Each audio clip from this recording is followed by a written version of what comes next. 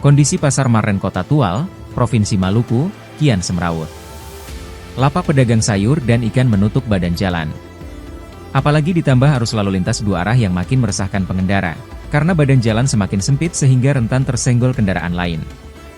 Salah seorang pedagang Ali, menceritakan, kondisi seperti itu membuat arus lalu lintas di sekitaran lapak dagangannya macet total. Menurutnya, kondisi seperti itu yang membuat pembeli malas berbelanja. Hanya untuk membeli sayur atau bawang saja, harus berdesakan antara pengendara dan pejalan kaki. Dirinya menjelaskan, kondisi ini sebelumnya masih normal namun diperparah dengan pedagang ikan yang mulai berjualan memenuhi badan jalan beberapa bulan ini. Dirinya khawatir dengan kondisi ini, masyarakat menjadi enggan berbelanja ke Pasar Maren dan memilih pasar lain BTN Tual misalnya. Ia pun meminta Pemkot Tual menata rapi kembali Pasar Maren sebab jika tidak ada tindakan dari pemerintah, kondisi seperti itu akan tetap berlangsung sampai kapanpun.